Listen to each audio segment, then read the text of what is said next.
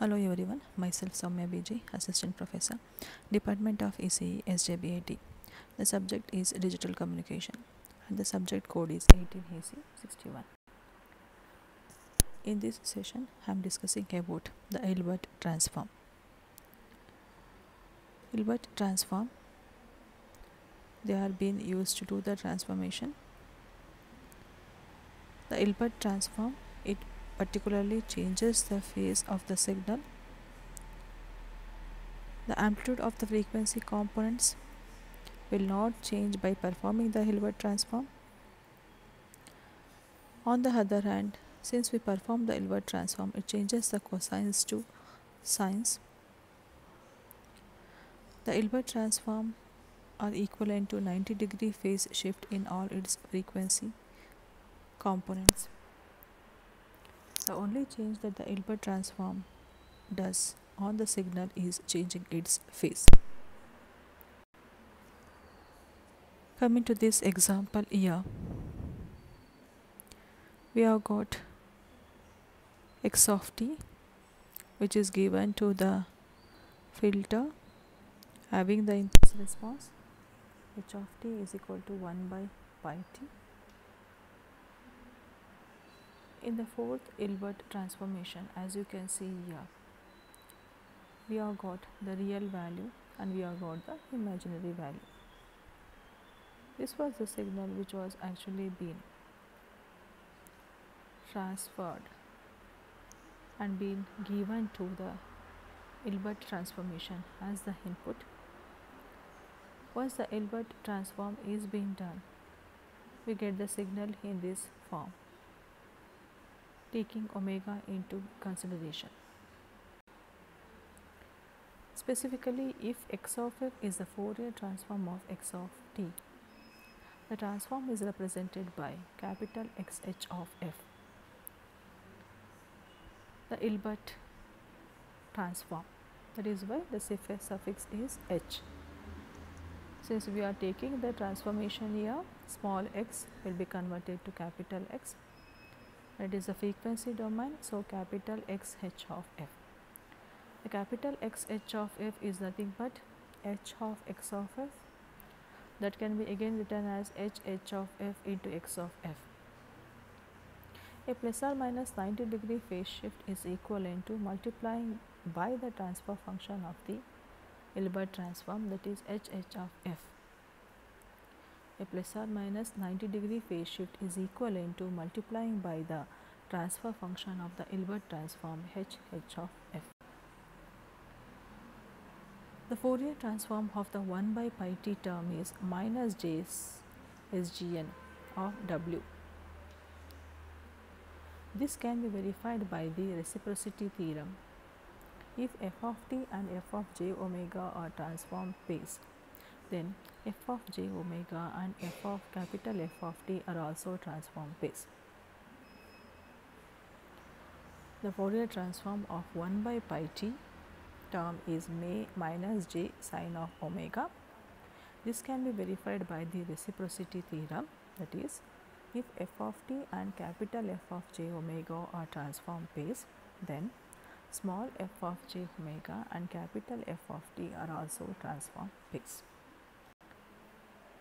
Now let us discuss about some Hilbert transform phase.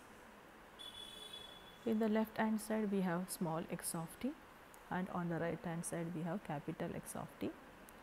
Some of the Hilbert transform phase of mathematical expressions like sin t s cos t 1 by t square plus 1 like this. What is the Hilbert transform for this particular x of t is being listed out on the right hand side as capital X of t. Sin t s is nothing but minus cos t. Next we have the properties of the Hilbert transform, which is very important. If x of t is equal to x of minus t, then x cap of t is equal to minus x cap of minus t.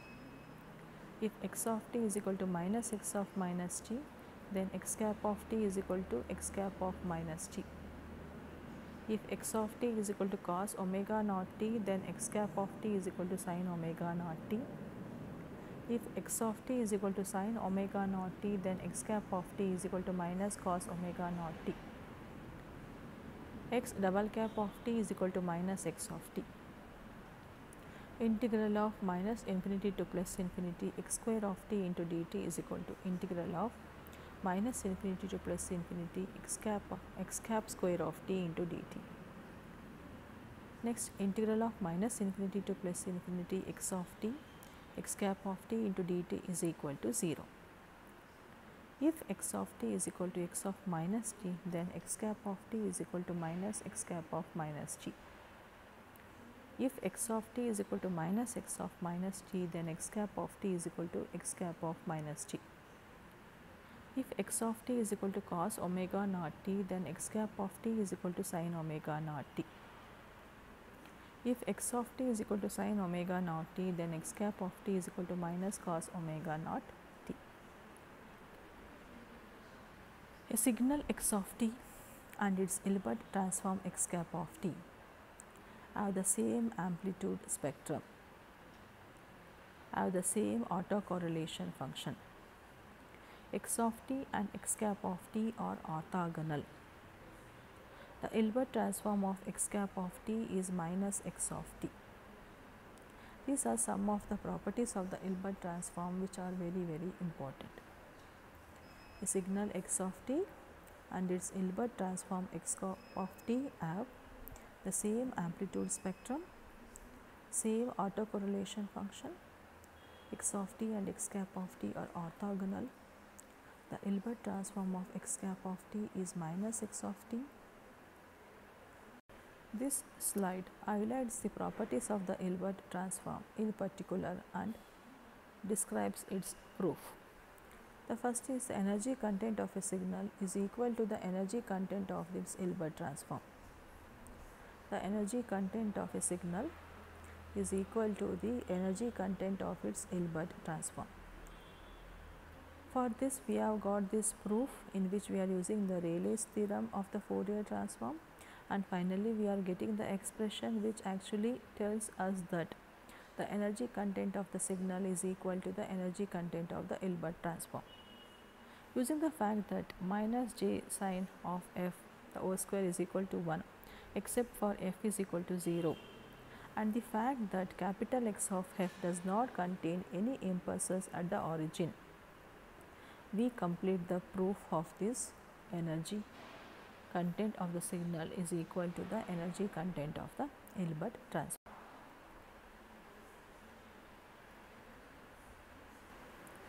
This is our example of the Hilbert transform. In this, as you can see, the blue line represents the sine waveform, and this dotted line which is starting at this point, it represents the Hilbert transformed waveform for this sinusoidal signal. Hilbert transformed waveform for this sinusoidal signal. The blue line represents the sinusoidal signal, whereas this dotted orange line represents the Hilbert transformation that is applied to this sinusoidal signal. Next, let us discuss some examples of the Hilbert transform. This is the original stimulus consisting of amplitude and frequency modulated simple tones. This is our signal. This is the original stimulus which consists of amplitude and frequency modulated simple tones. This is the amplitude modulation and this is the frequency modulation. We have applied both types of modulation here, and when Hilbert transform is being applied, as you can see here, the amplitude modulation, frequency modulation will be now separated by means of the Hilbert transform. This is the one amplitude modulated signal given by the Hilbert envelope, and this is the frequency modulation signal which is given by the Hilbert fine structure. This is actually representing the amplitude modulation, this is actually representing the frequency modulation. This is actually separated by means of the Hilbert transform, and after applying the transformation again, we will get original stimulus consisting of amplitude and frequency modulated simple tones. This is one more example here. Same signal consisting of amplitude and frequency modulated tones. After transformation we get these signals, and after combining again we get this signal back. Now let us discuss about the pre-envelope. Pre-envelope for two types of signals. The first, if I consider sinusoid case, z of t is equal to x of t plus j xq of t. In this, x of t is nothing but a cos of 2 pi f naught t plus theta. Xq of t is nothing but a sin of 2 pi f naught t plus theta. Coming to the narrow band case, we have z of t is equal to x of t plus j x cap of t. X of t plus j x cap of t. We need to consider pre-envelope for two types of signals. The first is sinusoid case. Z of t is equal to x of t plus j xq of t. X of t is nothing but a cos of 2 pi f naught t plus theta. Xq of t is a sin of 2 pi f naught t plus theta. Coming to the narrow band case, it is z of t is equal to x of t plus j x cap of t. Next, let us discuss about the equation of the pre-envelope. We are considering a real valued signal g of t. We define the signal as complex valued function. G plus of t is equal to g of t plus j g cap of t. Let g of f be the Fourier transform of g of t.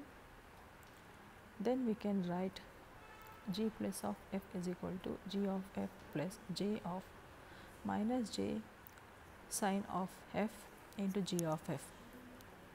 Using the definition of the signum function is g1 of f. We write the spectrum of the pre-envelope. This is the mod g of f, and this is the point at which we are having g of 0. Next, we have a complex envelope here. This is the spectrum complex envelope. Mod g of f, this is the spectrum on the right hand side, and this is the spectrum on the left hand side. We have fc into consideration within the range 2w, here minus fc within the range minus 2w. And coming to the amplitude spectrum, this is how it appears 2 into mod of g of fc. And here this is our real envelope, this is the envelope, and this we call it as the carrier wave. And when we apply the Hilbert transform, this is how we get the transformation. And when we apply for the band pass signal, this is the unrestricted signal. In this we apply the high pass filter. This is actually the base band, and this is low pass filter, and this is the high pass filter. So the values are being rejected in this range. Only this range signal has been transmitted. And coming to the band pass signals representation here, this is a modulated signal. This is the message signal of bandwidth b hertz. This is our original signal. This is the message signal of bandwidth b hertz, and inside whatever you are seeing is a carrier signal with a frequency fc hertz. And this message signal spectrum, as we discussed, it is having bandwidth of b hertz. This can be written in the frequency domain in this way, x of f. This is the frequency domain representation, and this is a message signal spectrum with a bandwidth of b hertz, taking into consideration fc plus b. This is fc plus b, and this is one more the further modulated signal, taking into consideration this message signal bandwidth.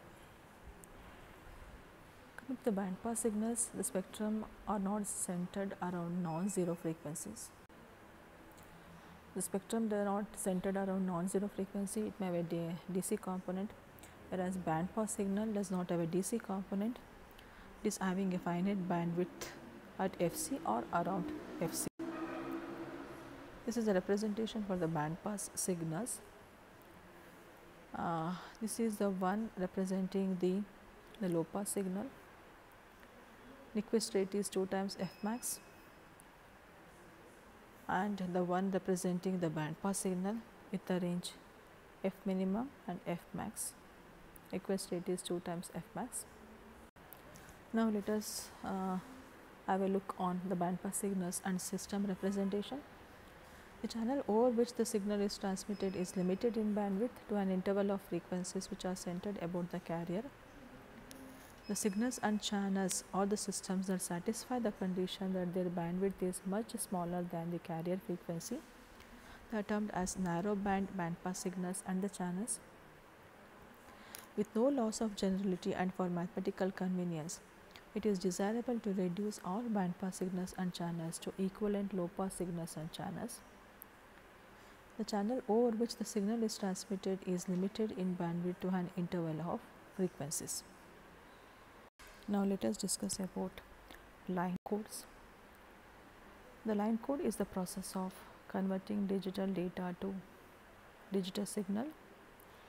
Digital data is found in some binary format and it is represented internally as series of ones and zeros. Digital signal is denoted by discrete signal which represents the digital data. There are 3 types of line encoding schemes available. The first one is unipolar encoding. In this we have a signal voltage level to represent the data, binary 1 for high voltage and binary 0 for no voltage. The line coding is the process of converting digital data into the digital signal. Digital data will be found in the binary format.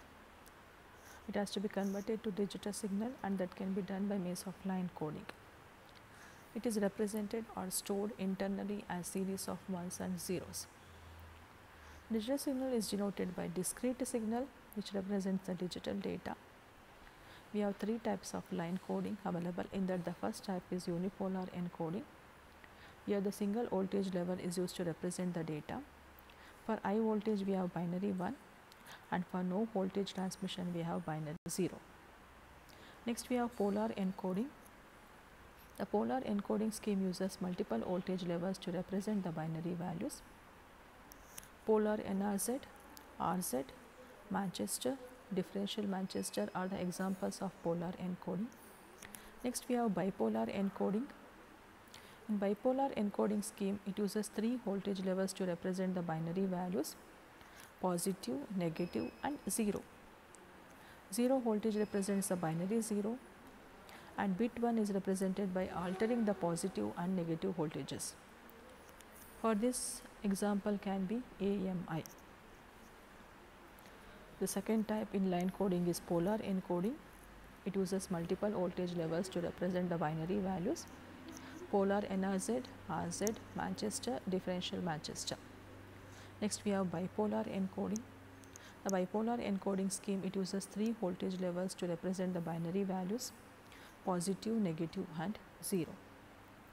0 voltage represents the binary 0 and bit 1 is represented by altering the positive and negative voltages. This is about the representation of the bandpass signal, pre-envelopes, the line codes.